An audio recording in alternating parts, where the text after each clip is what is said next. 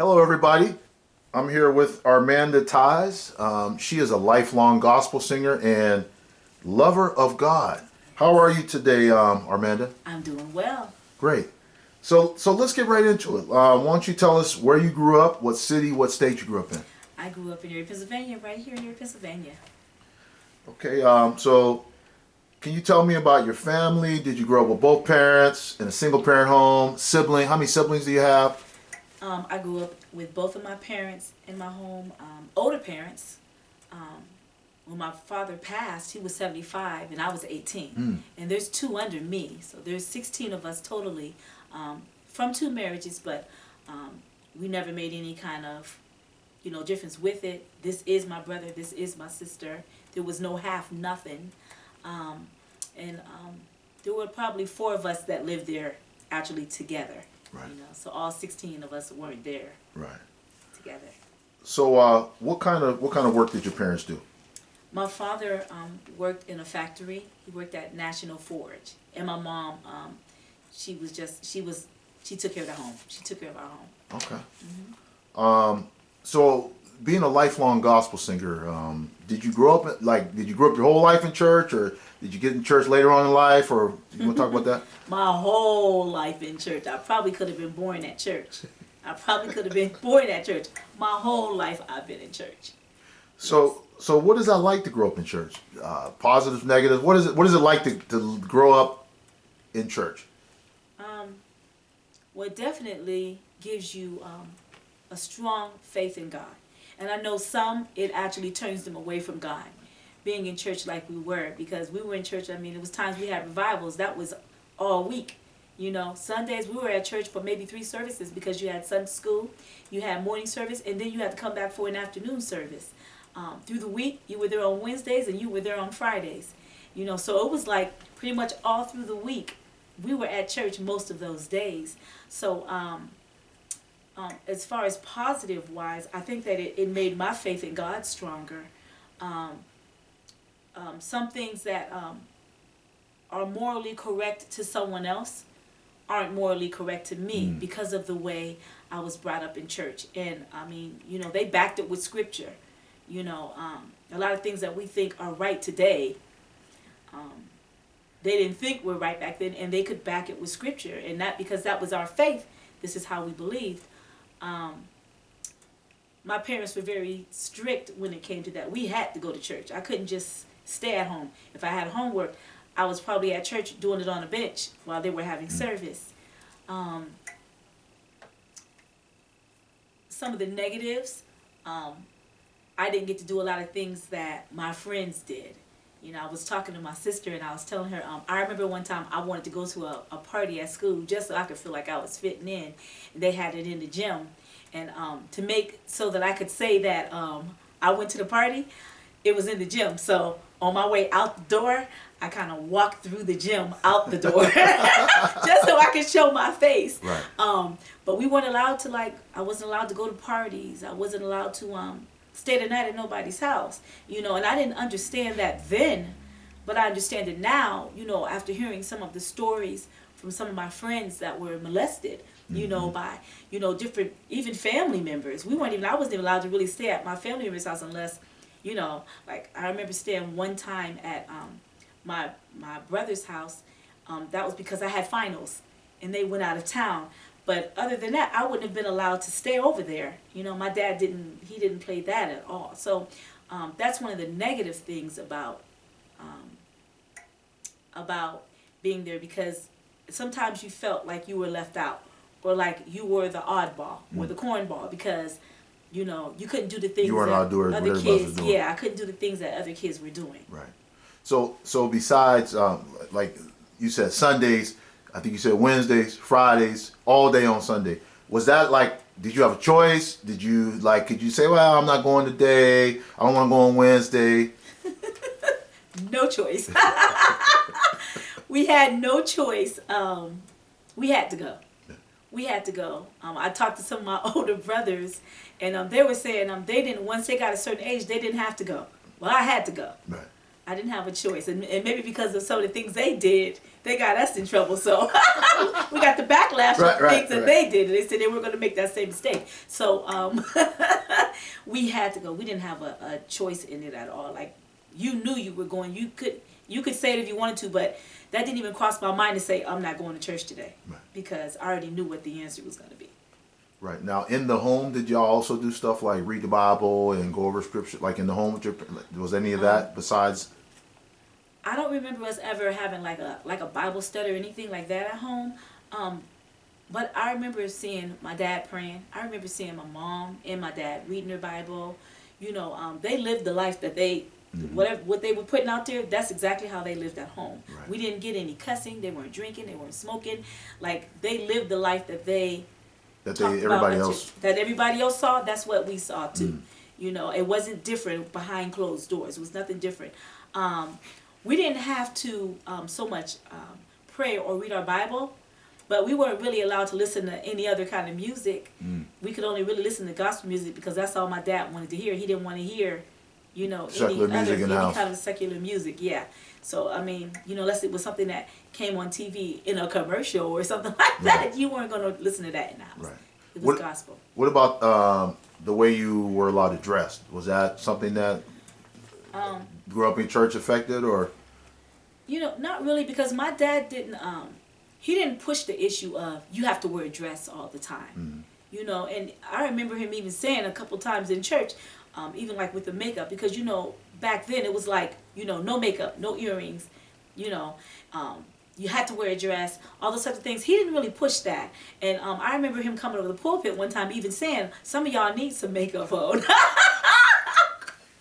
I remember him saying that some of y'all need some makeup on. So I'm not going to tell you not to wear your makeup. Just wear it a little bit lighter.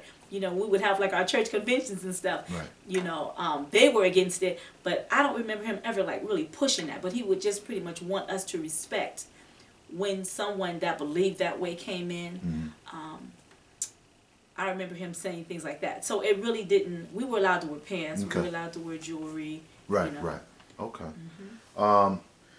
So what is it like? Because your dad was a pastor, right? What was the name of the church that your dad was the pastor of? It was Apostolic Faith Church of God.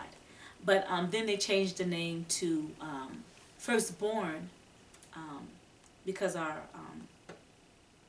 founding pastor, that was a name that he originally wanted the church to be called, from what I hear, was Firstborn. So they changed it to Firstborn. But originally it was Apostolic Faith Church of God.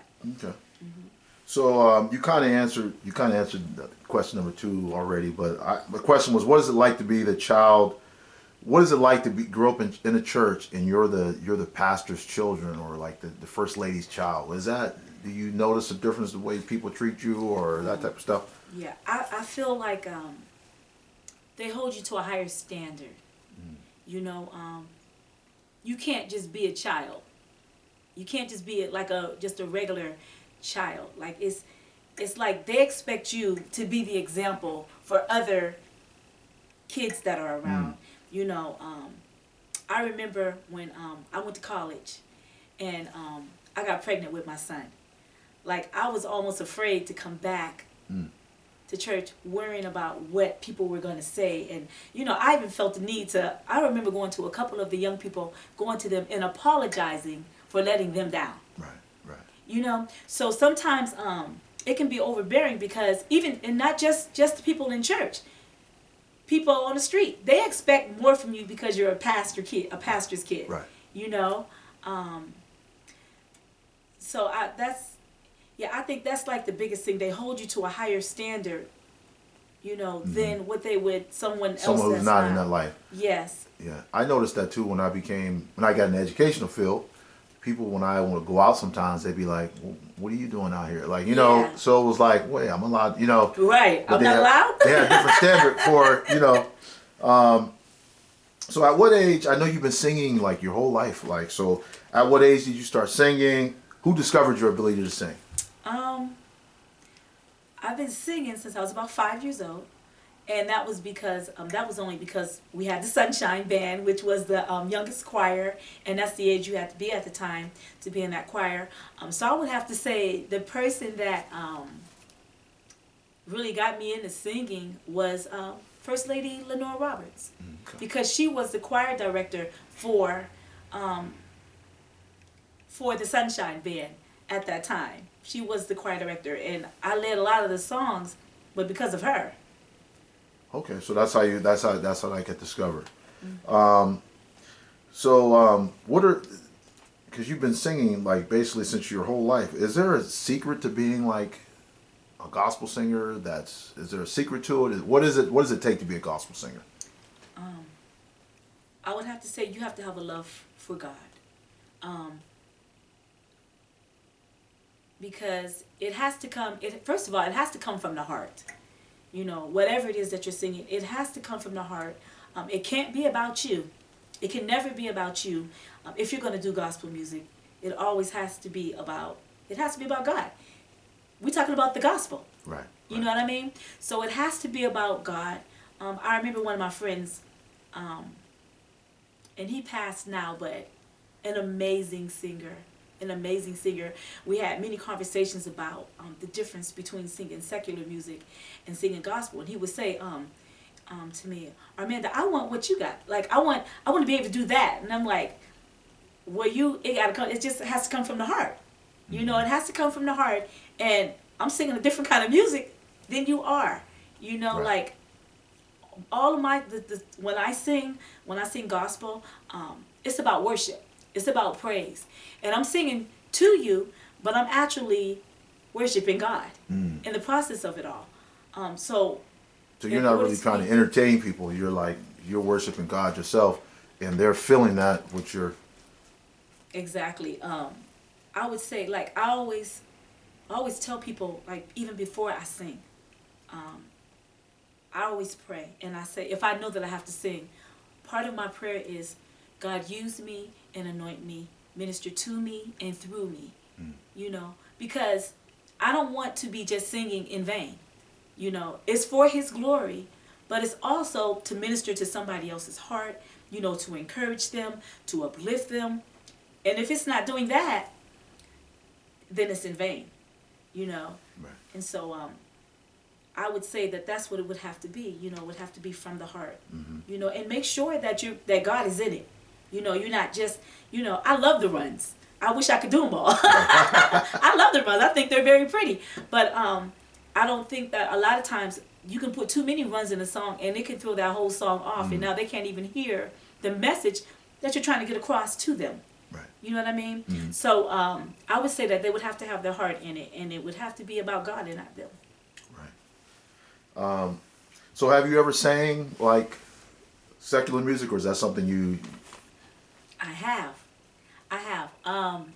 When I first started doing solos, because there's a difference with singing with a choir and doing solos. But my first solo was in 5th grade. I was at school. Mr. Personia, he taught at McKinley, the old McKinley, not this McKinley right here. And I used to play the clarinet, and I wish that I would have kept that also. But we were going over a song. He wanted to do the song, I Know I Never Loved This Way Again. And I had heard it before, and probably one of my older brothers or somebody must have been playing it, because we weren't really allowed to even play any secular music in the house. But I liked the song. That was a pretty song. And so he said, I wish I knew somebody that like could do the song while we played it. And I was like, are you talking about I Know I Never Loved This Way Again? And he was like, yeah. You know, and he made me do it for our concert, and that was the first solo that I actually did. And so it was in the newspaper, and you know, all these other things. And so my mom told Larry Smith about me doing this solo, you know, and so he made me sing a solo at church. And then after that, that's when I started doing solos at church. But that was the first time that I did a secular song, was then. And I used to sing, there's this guy named, I can't even remember what his name is though, Charlie Williams. He goes on, he would do like little tours, like he would go, he used to sing like on a ship, and he would go to all these different places, and he asked me to sing background with him. So when I was younger, I would be singing, I was like his background person. Right. He had me playing the piano, playing the piano. But and then singing background for him. He was more, his was more like of an entertainment type thing. So I was singing older secular music with him. It was so much fun. I did some things with him, and then when I was in college, I did a couple talent shows with a very good friend of mine, Aisha Barnes. We won a couple talent shows together. We did some secular songs then, but most of the time it's gospel. If it's a wedding, I don't mind doing a love song, but gospel is like where my heart is at. Right. That's where my heart is at. Do you see a big difference between gospel, like maybe that was out when you were growing up, teenager, or growing up in church, as opposed to what's out there now? Is there a big difference, or? Yeah, I was just talking to somebody about how different it is. The music before, I just feel like it had more meaning to it. I think that with the young people now, I feel like they did this to try to reach them, and so they put a bump to it, or they made the music sound a little bit more, I'm gonna say secular, but they made it sound a little bit more contemporary for the younger group because they're trying to pull them in, right? But when I think about some of the older music, the songs to me were more meaningful. Like they helped you get through, and even now, like if you notice, a lot of those songs are coming back. Every once in a while, like you'll hear all this contemporary music, but a lot of these contemporary singers are going right back to those older songs. Gospel. Yeah, they want to sing the old songs, and they might put a little twist on them, but they're going back to those old songs because they got a lot of meaning. If you just listen to the words of some of those songs, those are the songs that got people through, the hard times that they were going through, right. So I like the new stuff, but I also like the old stuff. I'll do both. I love it. I love them both, because there are some contemporary songs that have, meaning too, but I just feel like those older songs, they really have a lot of meaning behind them. Right. Right. So are there special things, I know you did kind of talk about this already, but are there special things you do to prepare for a performance, like a church service, or if somebody asks you to do a funeral or a wedding, are there special things you do, or? I always pray. I always pray first. I always pray because I want that song to penetrate their heart, and it may or may not, but that's always my prayer before I sing, is God, use me and anoint me, remove me and sing through me, minister to me and minister through me. Lord God, I want you to just touch their hearts, encourage them, lift them up. That's what I do. I don't want to be. I love the fact that God uses me. I love the fact that people call me and ask me to sing at their funerals. It's an honor to sing at someone's funeral, for them to even ask you to come and sing and minister at their funeral. Like that's an honor to me. That you thought about me to come sing at your funeral, and even like a wedding. I just I did a wedding recently, and I was telling the girl, I'm like, just like how me and you were talking earlier, saying that, like some songs just aren't for you. Right. But I told the girl that, and I said, you could have got like anybody to sing these songs. I'm thinking of something like off the top of my head that I know that you've sang with. Like, I'm like, she would have tore this song up. And she said to me, well, Armanda, I chose you because I know that it's going to come from your heart. I know it's going to come from your heart. I know that it's going to be anointed. And like that really blessed me because that's all I want to be. I just want to be used by God. Right. So I pray. I always pray before I sing. If I know that I'm going to sing. And even though sometimes on my way up to sing, if I don't know, I'm saying, God, use me and anoint me. Bless the people. Right. Those are the things that come out of my mouth as I'm walking up to sing, because I don't want it to be about me. Otherwise, it's in vain. Right.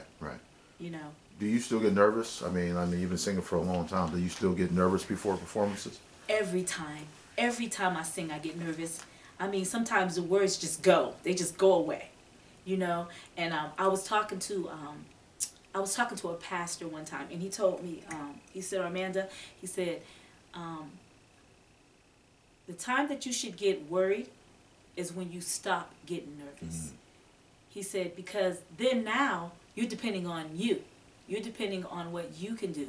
He said, but if you're nervous, you have to put all of your trust in God.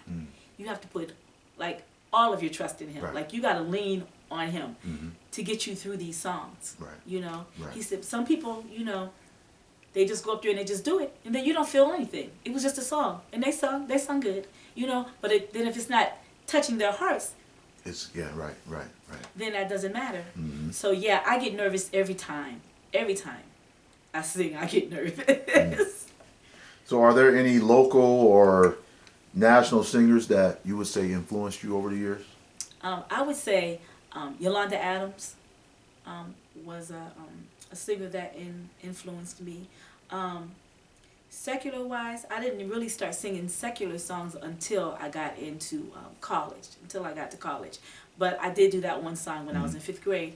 But I would say Whitney Houston was a big one. One of my very best friends, Marcel Logan, was also an inspiration to me. I have to be careful because I feel like I'm about to break. He definitely was an inspiration to me. Great voice too. Yes, he was an amazing voice. Yep. So I would say those three would be my inspirations in singing. So what's the difference? Because you mentioned singing in a choir and singing solo. What's the difference between the two? Do you approach them different? Is it the same? With a group, you have to be in sync with everyone else in the group. You know, you can't go off singing this over here and you all are supposed to be in harmony. It's a group. There's no you know, it's all of us. It's all of us, you know, and we have to make it, if we want it to be in harmony, we all have to be on the same page. Wherein with the solo, you can pretty much do whatever you want to do, you know, as long as those musicians that are accompanying you are going to follow you, you can do whatever you want with that song. You can change it up, you can do whatever you want to do. But, you know, still make it sound like the song. But that would be like the biggest difference I see in a solo. I think that you can feel the song more when you're doing a solo. Because with a group you do kind of like have to have some type of roadmap for them to be able to follow you. You can still feel the song, but now you have to have other things on your mind besides just trying to feel that song. You got to be leading them too and telling them where to go in that song. Right. You know, you got to be able to be leading them in that. Or if you're leading the song, if you're just singing like as part of the group, then you can't veer off to something else. You have to stay in sync with that group. Right. So I know you mentioned, I wasn't going to ask you this, but you mentioned runs. When you say runs, what do you mean? Because some people might not know what to. A run is just like a pattern of notes that people put together. Hey, hey, you know, would be a run instead of just you know, singing something straight. Right. So that's what I mean by a run. Okay. All right. They call them riffs too. Right. Riffs, runs. Right. So, any favorite songs that you sang over the years, or? There was this one song that when I'm feeling down, when I'm feeling like by myself, or when I just feel like I'm about to give up, or when I feel like I can't find my way out. It's an old song. It's called "More Than Enough," and it says, "Jehovah Jireh, you're my provider. Jehovah Nisi, you're my healer. You're more than enough for me," you know. And a lot of times that uplifts me, you know, and lets me know, you know, get up, try it again. You know, I'm going to go with you this time. Right. You know, don't try to do it by yourself. Take me with you. That's what that song brings to me, and that's what that song reminds me of, is that God is always with me. You know, through my storms, through my ups and downs, he's always with me. Once again, we're here with Armanda Tyes. She is a lover of God, grew up in church, singing, and just her father was a pastor of a church, a mother, a first lady. So we've been talking to her about being a gospel singer, and just her life growing up in church. So if you were in a room full of aspiring gospel singers, what advice would you give to them? To remove themselves out of the picture. Because whatever we do for God, that's the only thing that's going to last. and we always want it to be about God and about his son, Jesus. It can't be about us. You know, it has to be about him. And it has to always come from the heart, you know, because you don't want it to be in vain. And people can feel when you're just up there singing, sometimes they tune you right out, you know. So that would be my advice to anyone that wants to be a gospel singer, as someone that is a gospel singer and working to be a better gospel singer. Put God first, because that's who it's about. What about because you said that people held you to a higher standard because you're the pastor, the person who was in charge of the church, was leading the church. You were their child. Some people may struggle with that. They want to be like everybody else, or they want to. Can you offer any advice to somebody like a younger person out there who's going through that right now, from based on what you know? I would say, be yourself. That's the most thing. Be yourself, because people don't like fake, and they really don't like fake nowadays. They're looking for something real. You know, be who God made you, and be proud of who. Just be proud of who you are. You know, no matter what you do, somebody's they're either gonna like it or they're gonna hate it. You know what I mean? Right. No matter, you can't please everybody. You know, I would just say be yourself. You know, and get to know God for yourself. Get a relationship with God, you know, for yourself. And as being a younger person in the church, I don't know so much if you can even get away from that, because you can't remove yourself from your parents. Right. You know, you can't really remove yourself from your parents, but get a relationship with God yourself, and show them. You can flip that and show them that I can still have fun, and I can still do this, and I can still do that, and still live for God, and still be a witness for God, you know. Right. Still show Christ and still show love, you know. So flip it, and make them want to be more like you. Right. So thank you, Armanda. This was great. We appreciate your time today. And once again, this is Armanda Tyes. She is a lifelong lover of God, and grew up in the church.